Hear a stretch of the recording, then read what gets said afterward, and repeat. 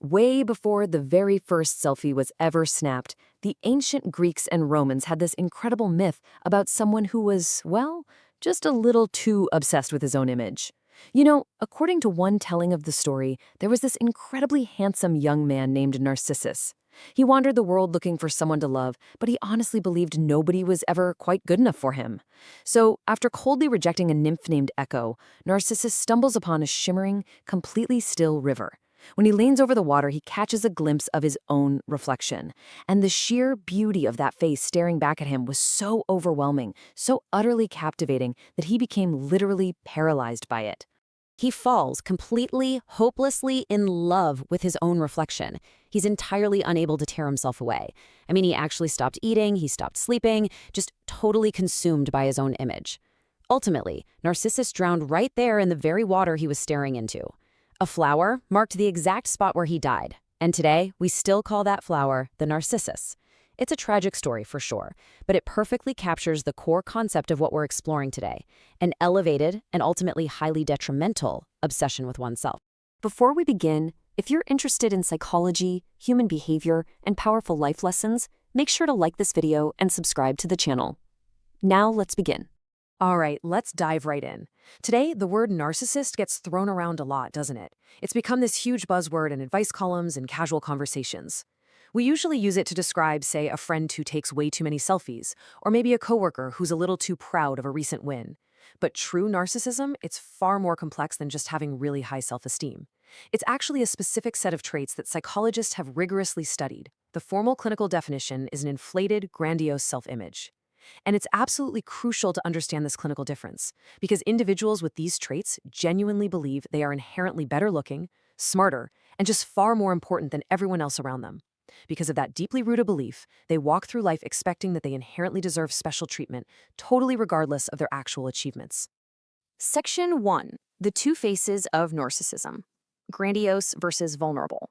So, psychologists don't just lump everyone with these traits into one single bucket. There are actually two distinct forms of narcissism recognized as personality traits. On one side, we have grandiose narcissism. This is the one we're probably all most familiar with. It's characterized by extroversion, dominance, and just relentless attention-seeking. Grandiose narcissists actively pursue power and attention, which is exactly why you sometimes see them as politicians, celebrities, or big cultural leaders. Now, quick caveat. Obviously, not everyone who pursues positions of power is a narcissist. A lot of people do it to reach their potential or help others. But grandiose narcissistic individuals seek that power specifically for the status and the applause that comes with it. On the flip side, we have vulnerable narcissism, and this one might actually surprise you. These folks can be super quiet and reserved on the outside, but beneath that quiet exterior lies a remarkably strong, simmering sense of entitlement. They're easily threatened and incredibly quick to feel slighted. Imagine a scenario where some coworkers go out for a casual lunch, and this person just wasn't invited, by pure accident. A normal person might feel, a brief pang of sadness. A vulnerable narcissist, though, they'll transform that innocent missed invite into a massive personal slight, reacting with deep internal rage just because their hidden superiority wasn't properly recognized. Section 2. The dark side revealed. The long-term impact on others.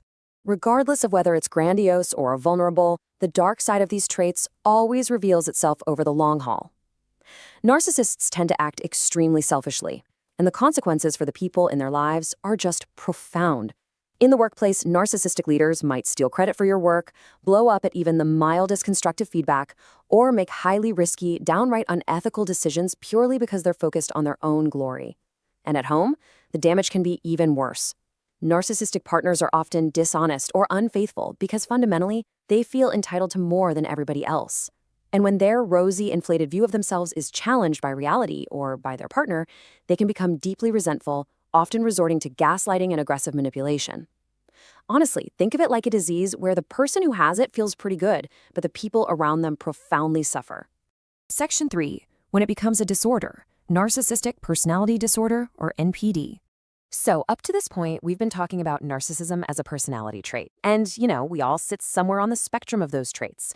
But when it's taken to the absolute extreme, this behavior crosses a line and becomes a formal psychological disorder. What's deeply fascinating, though, is just how rare this actual disorder is.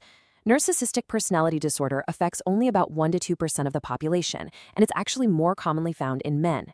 It's also super vital to note that this is a diagnosis strictly reserved for adults. Kids, especially toddlers and teenagers, can naturally be incredibly self-centered. But psychologists know that's just a normal part of brain development as they figure out their place in the world. Psychiatrists wait until adulthood to diagnose NPD, when a person's personality structure is fully and firmly set in stone. The American Psychiatric Association outlines the specific traits for this disorder in their manual, the DSM-5. But instead of just listing these off like we're reading a textbook, let's look at what this actually feels like to experience. It isn't just extreme confidence, it's a grandiose view of oneself paired with an absolute lack of empathy. And I don't just mean empathy is low, it is functionally absent.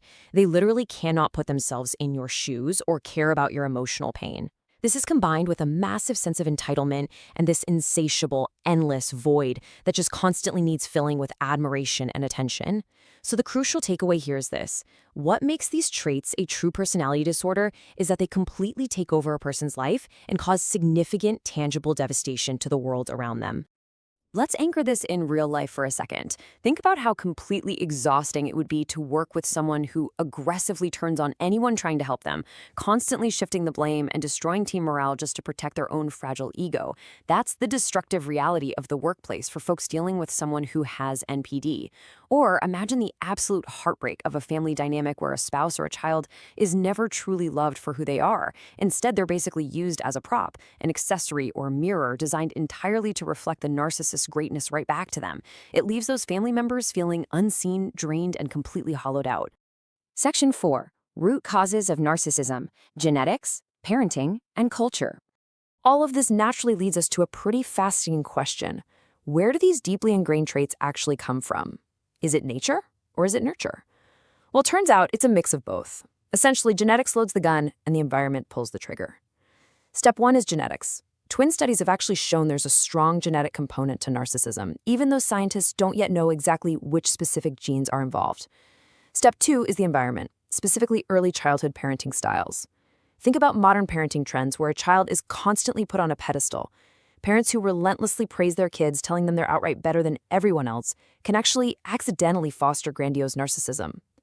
On the flip side, parents who are utterly cold, controlling, or neglectful can contribute to vulnerable narcissism because the child builds this grandiose false self just to survive the lack of true love. And finally, step 3 is culture. Narcissism seems to be significantly higher in societies that place a premium on individuality and extreme self-promotion over community.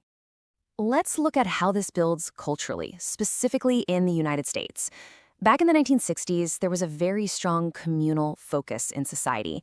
But by the 1970s, that gave way to the self-esteem movement and a really sharp rise in materialism, which, interestingly, directly correlates with a rise in narcissism as a personality trait. And then, of course, we reach our modern era. Think about your daily scrolling habits. Social media has exponentially multiplied the possibilities for self-promotion. Now, to be incredibly clear here, there is absolutely no psychological evidence that social media actually rewires our DNA to cause narcissism. Rather, it just provides the perfect tool. If you already have these traits, platforms that are entirely built on likes, views, and followers serve as the ultimate stage for narcissists to seek the endless metrics of social status and attention they so desperately crave. Section 5. Can a narcissist change? The path to improvement? Having seen the root causes and the incredible damage it can do, we finally arrive at the most crucial question of this entire explainer. Is there any hope? Can a narcissist actually change? And the answer is yes. Improvement is genuinely possible. Engaging in a supportive psychotherapy setting can make a real, lasting difference over time.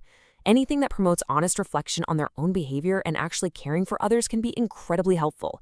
But this means committing to long-term traditional psychotherapy and actively practicing compassion. And for someone with narcissism, practicing compassion means doing things for other people with absolutely zero expectation of a reward, applause, or recognition. It's all about breaking that relentless feedback loop of needing to be the center of attention. There's this really powerful quote. For a narcissist, self-reflection is hard from an unflattering angle. And that perfectly highlights the core tragedy of this condition and why therapy is so profoundly difficult. It can be enormously challenging for people with narcissistic personality disorder to stay in therapy and keep working at self-betterment. Why? Well, because maintaining that grandiose self-image is their primary shield against the world. True therapy threatens that very image. It requires dismantling the false, perfect self they've built and forcing them to look honestly at their deeply human flaws. For someone with NPD, that level of vulnerability is terrifying. It's literally the one thing they are fundamentally wired to avoid at all costs. If this video helped you understand people a little better, make sure to leave a like and subscribe for more psychology insights. Your support helps this channel grow and allows me to create more videos like this. See you in the next one. Remember, understanding people is powerful, but understanding yourself